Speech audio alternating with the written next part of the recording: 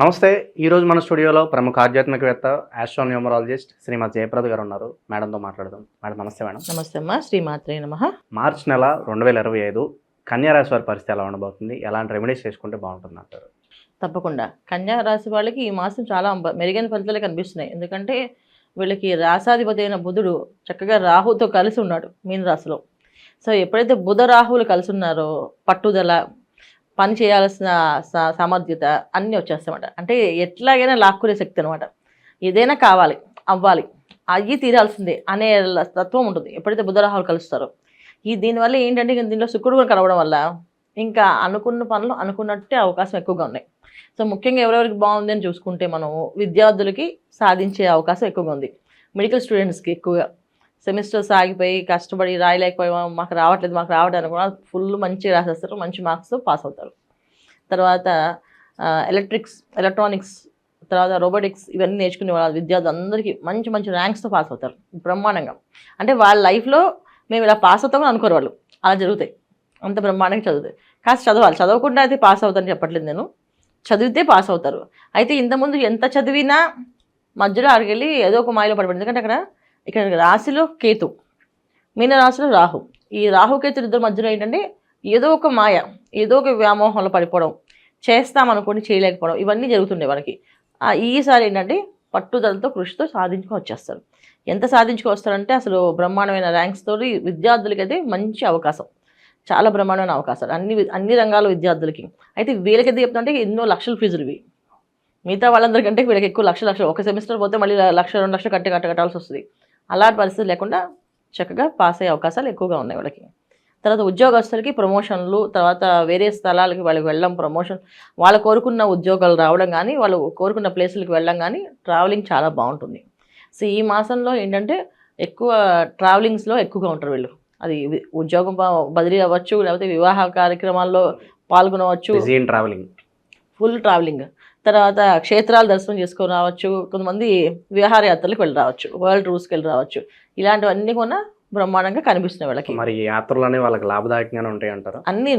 మొత్తం అన్నీ లాభదాయకంగా. వీళ్ళంటే డబ్బు విపరీతంగా ఖర్చు అవుతుంది.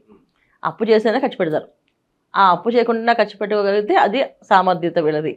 కానీ జనరల్గా వీళ్ళకి ఆటోమేటిక్గా వాళ్ళు పర్లేదులే, ఈసారి మళ్ళీ అందరూ కలిసి వెళ్తూ ఉంటారు కదా. సో మొత్తం వీళ్ళతో పాటు వెళ్తాం కనుక ఒకసారి అప్పు చేసిన వెళ్దాం, ఏం కాదు, అందరూ మళ్ళీ వెళ్ళి రారు కదా వీళ్ళంతా అనుకుని అలా వెళ్ళడం. సో పాజిటివ్ ఎనర్జీస్ ఎక్కువగా కనిపిస్తున్నాయి వీళ్ళకి. అన్ని పనుల్లో అన్ని రంగాల్లో ముందుకు వెళ్ళడానికి ఫాస్ట్గా వెళ్తున్నారు. కానీ డబ్బు మాత్రం అధికంగా ఖర్చు అవుతుంది.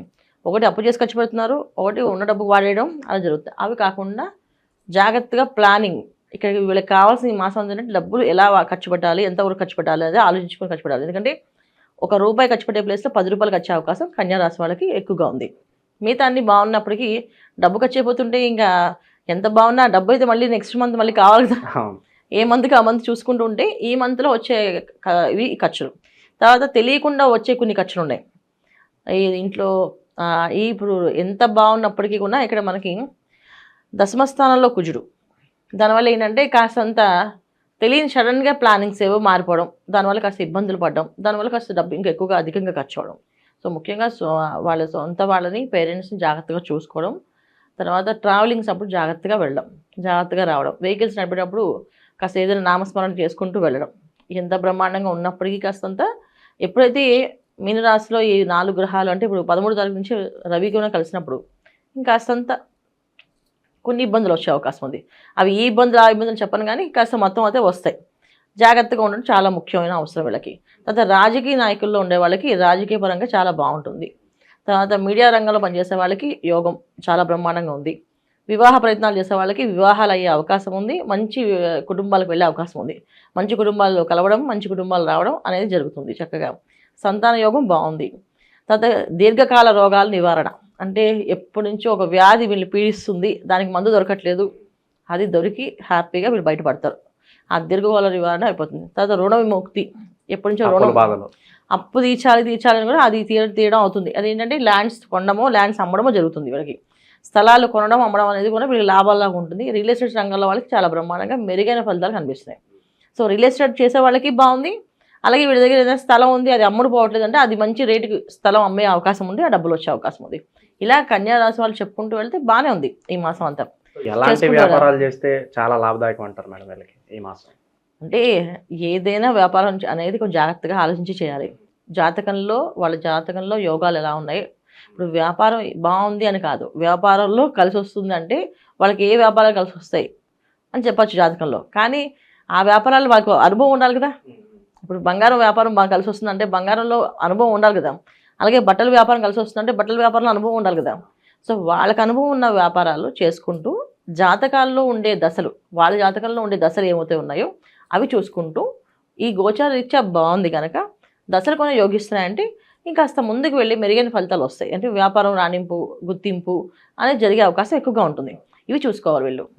ఇంకా మెరుగైన ఫలితాల కోసం దైవారాధన విషయంలో మంచి రెమెడీస్ ఉంటే తెలియజేయండి మేడం. తప్పకుండా వీళ్ళు ఎలాగ వీళ్ళు తీర్థయాత్రలు వెళ్తున్నారు, తర్వాత హ్యాపీగా విహారయాత్రకి వెళ్తున్నారు, అన్ని యాత్రలకు వెళ్తున్నారు కనుక ఇంట్లో నిత్యం దైవారాధన, దీపారాధన రోజు దీపం వెలగాల్సిందే, ఖచ్చితంగా పెట్టాలి. పెడితే అన్ని అనుకూలంగా ఉంటాయి. సో ఇంట్లో దీపం వెలిగించి అప్పుడు మీరు ఎక్కడైనా ఏమైనా చేయండి.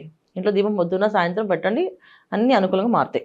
ప్రతి ఒక్కళ్ళకి ఏంటంటే వచ్చేది మనకి చైత్ర మాసంలో విశ్వవసు నామ సంవత్సరం కనుక ఈ సంవత్సరం అంత బాగుండాలంటే అందరూ కలిసి కంటిన్యూ ఒక నామాన్ని ఎప్పుడు జపం చేసుకో. శివాయ గురువే నమః, శివాయ గురువే నమః అని మంత్రాన్ని ఎక్కువ చేయడం వల్ల ఆర్థికపరమైన ఇబ్బందులు లేకుండా ఉంటారు, ఆరోగ్య సమస్యలు లేకుండా ఉంటారు, సంతానం విషయంలో ఎటువంటి సమస్య చింత లేకుండా బాగుంటుంది.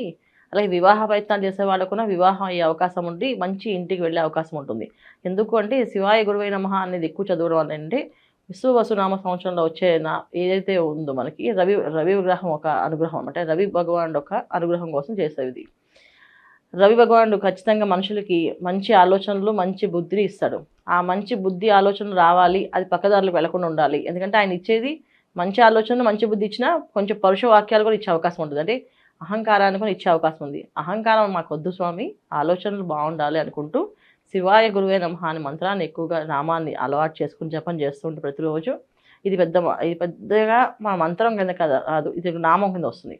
ఈ నామాన్ని ఎక్కువగా స్మరణ చేసుకుంటూ వెళితే అన్ని రంగాల్లో వాళ్ళకి అభివృద్ధి ఉంటుంది. సో మాకు జాతకం తెలిసినా తెలియకపోయినా, రాశి లక్షణాలు తెలిసినా తెలియకపోయినా ఈ మంత్రం చేసుకుంటే ఏ పని అనుకుంటే ఆ పని జరుగుతుంది. అది మీరు చేసుకుంటూ వెళితే మాది ఈ రాసో కాదో అనుమానం పడట్లేదు, హాయిగా ఈ మంత్రం చేస్తే మాత్రం మీ సమస్య తీరిపోతుంది. సో చాలామందికి ఏంటంటే మాది కుంభరాశ, మీనరాశ, మేషరాశ, ఏ రాశి అది మా అమ్మ వాళ్ళు చెప్పిన ప్రేగలు ఇది పంతులు గారు చెప్పింది ఈ రాశి అనుకుంటారు. అసలు ఏ రాశి అనేది కాదు. మనకి ఏదైనా సమస్య ఉంది అంటే ఒక నామాన్ని పట్టుకోండి. ఎందుకంటే జాతకం అనేది మన date of birth, time of birth కరెక్ట్గా ఉంటే వస్తుంది. అవి లేకపోయినప్పుడు ఒక నామాన్ని అని ఒక నచ్చిన దేవుణ్ణి కానీ పట్టుకొని ఆ నామాన్ని ఎక్కువగా ఆలాపన చేస్తూ జపం చేస్తూ ఉంటే మనం అనుకునే పనులు అవుతాయి. కాకపోతే ఏంటంటే ఏ నామానైనా 41 రోజులు చేయాలి. 41 రోజులు కంటిన్యూగా 108 చొప్పున, 108 తక్కువ కాకుండా 1000 సహస్రనామ 1000 వరకు చేస్తే అదృష్టం కలిసి వస్తుంది. అంటే 108 రోజుకు చేసిన కుదిరినప్పుడు 200, 300, 500 అలా పెంచుకుంటూ 1000 దాకా చేసుకుంటే ప్రతినిత్యం 1000 చేశారనుకోండి ఆ నామాన్ని 41 డేస్ కల్లా మీకు అన్ని పనులు సవ్యంగా అవుతాయి. ఖచ్చితంగా బ్రహ్మాండంగా అయిపోతాయి. ఇవి చేయాలి. కాకపోతే భక్తి, శ్రద్ధ చాలా ముఖ్యం, నమ్మకం అన్నిటికంటే ముఖ్యంగా. ఇది చేస్తే వస్తుందా రాదా అని ఆలోచిస్తూ చేస్తే రాదు. ఖచ్చితంగా వస్తుందని చెప్పి కళ్ళు మూసుకుని చేస్తే వస్తుంది.